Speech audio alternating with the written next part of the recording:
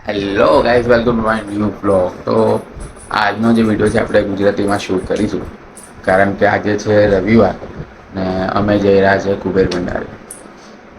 અને અધિક દિવસ કાલે છેલ્લો દિવસ ને આજે કાલે અધિક મહિનાનો લાસ્ટ ડે છે. તો આજે કુબેર ભંડારી જઈશું, દર્શન કરીશું અને ત્યાં નાહવાનો પ્રોગ્રામ છે. પણ હું તો કરે જ નહીં જો નાહવા, મમ્મી ને પપ્પા જશે નાહવા માટે.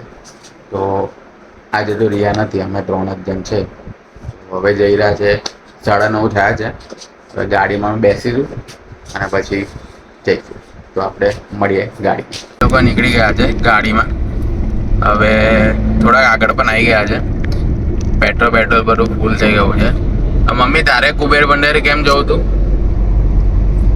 તારે કુબેર ભંડારી કેમ જવું તું? અધિક મહિનામાંથી નવાનું મહિમા છે અને નવા જઈએ છે. પણ નાવા ના મળે તો ચાલે ને? હાથ પગ ધોઈ લેવા. જો પણ એ એક જ શરત કે નાવા તો જવાનું જ, તો જ જવાનું, બાકી નહીં જવાનું. એટલે નાવું કમ્પલસરી. હાથ પડશે તો નાયા વગર નહીં આવે. હા, એટલે નાવું તો પડશે જ. એટલે પેટ્રોલમાં કેવો સીન છે હમણાં અહીંયા કે પ્રીમિયમ પેટ્રોલ છે ને એ બધે મળે છે, સાદું નથી મળતું. હવે એમાં પ્રોબ્લેમ શું થાય છે ખબર છે? સાદામાં આપણો 101 રૂપિયા જેવો ભાવ ચાલે છે અને પ્રીમિયમ આપણને 110માં પડે છે. તો હવે તમે 1000નું પણ પેટ્રોલ પુરાવો 110નું, તો મારી ગાડી 25 કિલોમીટર ચાલે છે 1 લીટર ઉપર, બરાબર? એપ્રોક્સ 25 કિલોમીટર ચાલે છે. તો અગર હું 1000નું પુરાવું એની અંદર, તો મને 80 રૂપિયાનો અંદર ફટકો પડે. એટલે ઓલમોસ્ટ 1 લીટર મને ઓછું મળે.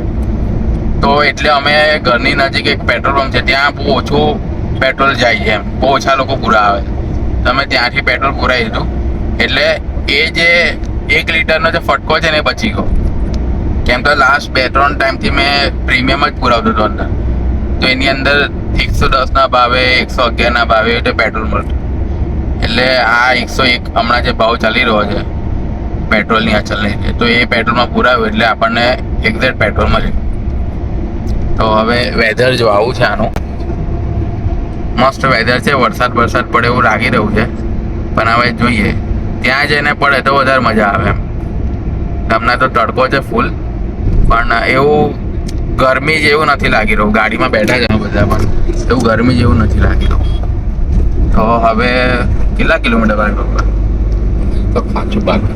હા, એટલે હજુ 50 કિલોમીટર જેવું, 60 કિલોમીટર જેવું છે. 50 ના, આપણે ઘરેથી 60 ને.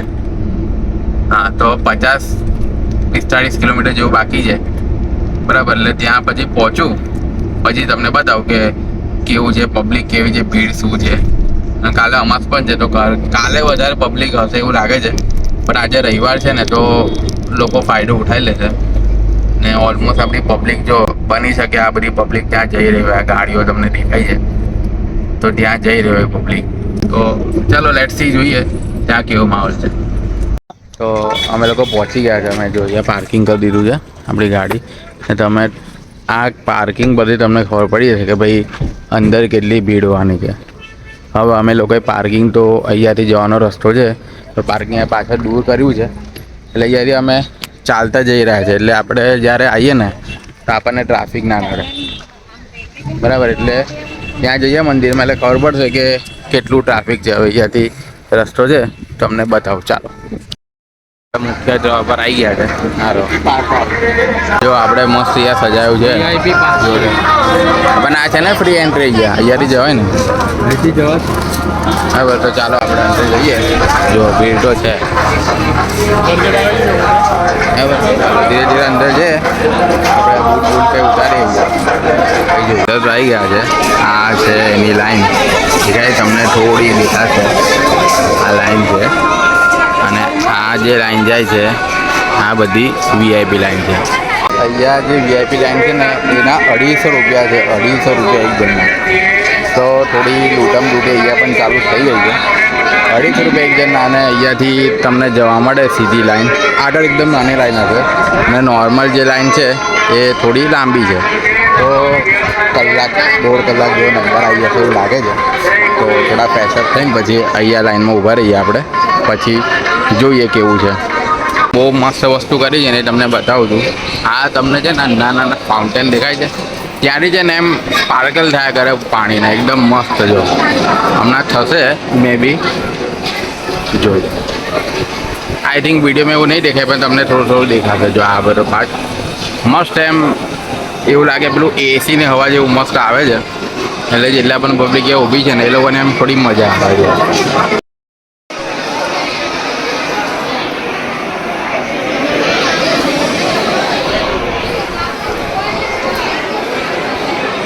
જો આ લાઈન જો કેટલી મોટી લાઈન છે. જો હજુ તો આગળ તમને બતાવો. અમે અહીંયાથી એક્ઝિટ માર લીધી, તેમ તો અહીંયા આખી ઝીગઝેગ લાઈન છે. છેક ત્યાં આગળ સુધી જવાનું કેવું 5 વખત રાઉન્ડ છે. જો અહીં આટલી મોટી આખી લાઈન હજુ ઊભા રહેવાનું હતું. એના પછી અમે મંદિરની અંદરની બીજી લાઈનમાં ઊભા રહેવાનું હતું ને એના પછી તમને દર્શન કરવા મળે. તે પણ 2 સેકન્ડ મારે તમને ઊભા રહેવાનું. એટલે અમે લોકો ઊભા રહ્યા અડધો કલાક, પણ પછી ખબર પડી કે 3-4 કલાક લાગતો હતો અમે લોકો. એટલે ડાયરેક્ટ આ જે રસ્તો છે ને બાજુમાં ત્યાંથી અમે સીધા નાહવા માટે જઈએ છીએ. એટલે ત્યાં જઈને તમને બતાવતા. જો હવે હું તમને અહીંયાથી વ્યૂ આ બધી પૈસાવાળી પબ્લિક છે, ત્યાં બધી પાર્કિંગ આવીને અહીંયા ના આવી છે. આપણે અહીંયાથી બોટમાં સામેની સાઈડ જવું પડશે એટલે આપણે નીચે ઉતરીએ.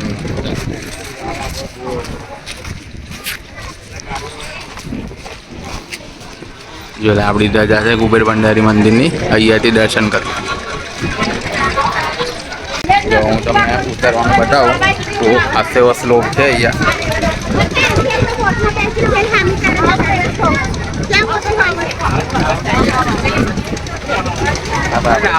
નીચે જઈએ તો અહીંયા જઈએ. અહીંયા નાનું નાનું નવાય ના હોય તો સામે જોયું તો બે બહુ જવું પડશે ને.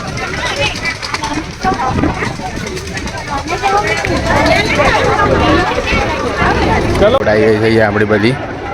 હવે આમાંથી એક બોટમાં આપણે સેટિંગ કરવું પડશે સામે જવા માટે. ચાલ આપણે બોટમાં આવી ગયા, જોઈ લો.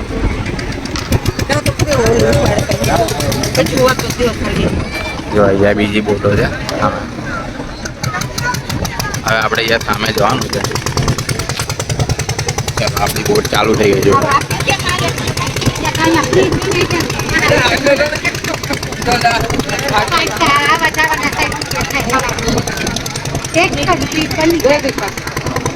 એ લોકો સામેન પર આવી ગયા છે. જો આવું કઈ દ્રશ્ય છે. અહીંયા બધું નાહવાનું છે મસ્ત. એટલે આપણા મમ્મી પપ્પા નાવા ગયા છે ને હું અહીંયા બેઠો છું બધું સામાન બામાન લઈને. એટલે ભીડ તો જો ભાઈ ખતરનાક ભીડ છે યાર,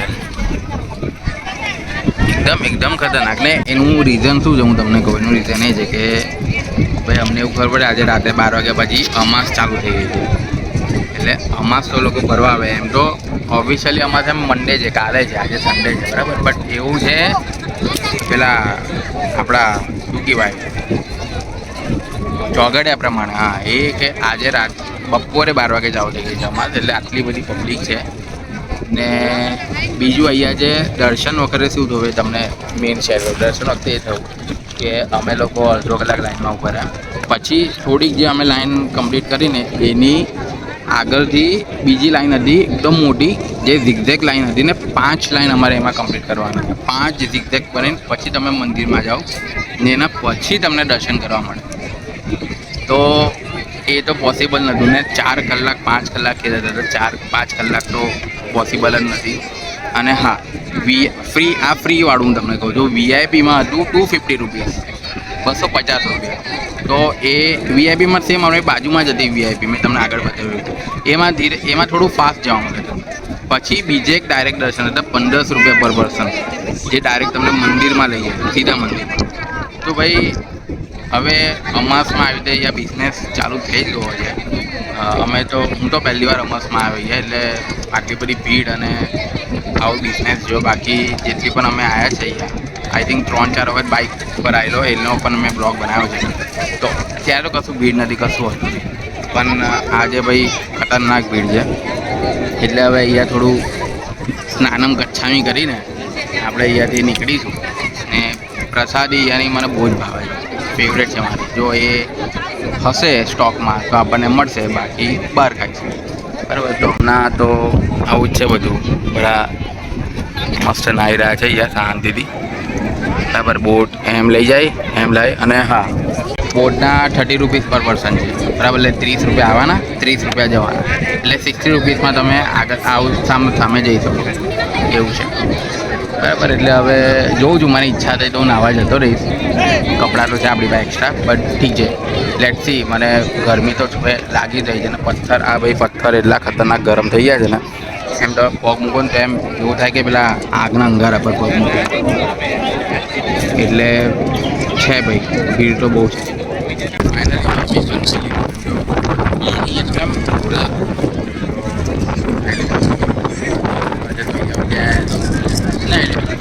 મસ્ત નાહી લીધું. ના પછી પણ છે ને એમ ભીડ કશું ઓછી થઈ નહીં. હવે છે ને અહીંયાથી મકાઈ ખાવી છે, એટલે અહીંયાથી મકાઈ લઈ જાય. પાણીમાં ગયા બહુ અહીંયાથી મકાઈ ખાઈશું. પાછા ફરીથી બોટથી સામે જઈશું. તો જો આપણી મકાઈ આવી ગઈ મસ્ત. એટલે મકાઈ આપણે ખાઈશું, ફરીથી ખાઈશું. ચાલો, તો મકાઈ ખવાઈ ગઈ છે આપણી. પણ એક હવે આ છે ને મેઇન મંદિર છે, બરાબર છે. હવે તમે અહીંયા જોશો ને તો આ એકદમ જૂનું એક મંદિર દેખાય છે.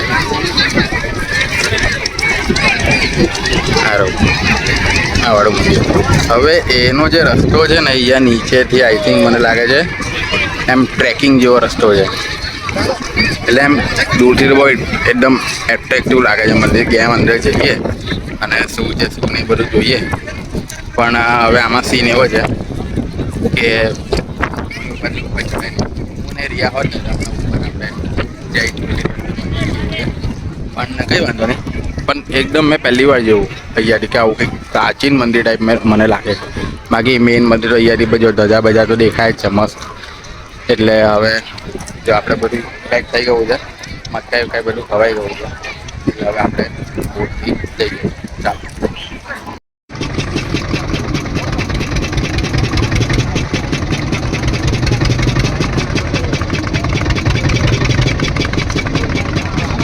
કમેન્ટ્સ પાર આવી આપણે સક્સેસફુલ જો પાછળ.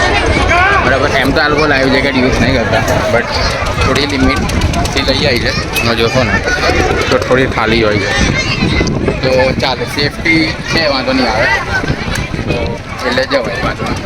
એટલે ઉપર જઈશું આપણે મંદિર બાજુ. મારા દર્શન થઈ ગયા છે. હવે અમે જઈ રહ્યા છીએ પ્રસાદી તરફ. અહીંયાથી આ રસ્તો જવાનો છે, એમ અહીંયાથી રાઈટ જવાનું. આ જો મેઇન મંદિર હતો અમે પાછળથી આવ્યા છે. એટલે હવે ત્યાં જઈશું, પ્રસાદી હશે તો આપણે લઈશું, નહીં હોય તો પછી બહાર જમીશું. બરાબર, તો ત્યાં જઈને તમને બતાવો કે પ્રસાદી કેવું. ઘર સુધી પહોંચી ગયા છે, જોઈ લો. આવું છે, આખું મોટું બનાવું છે. હવે અંદર લાગે તો છે, અંદર જઈએ એટલે ખબર પડે કે ભાઈ છે કે પતી હોવું છે. તો ચાલો અંદર બતાવું. પ્રસાદી ફાઇનલી મળી ગઈ છે, પણ આખી ખાલી દાળ કરે દેતા. તો જોઈ આપણે અહીંયા ભાત છે, દાળ છે, બરાબર. આખું આપણે બધી જગ્યાએ બધું પતી હોય છે. તો મસ્ત ખાઈએ અને તમને ટેસ્ટ થાય. પ્રસાદી આપણી ગ્રહણ થઈ ગઈ છે, મસ્ત, બહુ જ મજા ગઈ. અને ટેસ્ટ તો એકદમ સુપર હતો, મજા આવી ગઈ.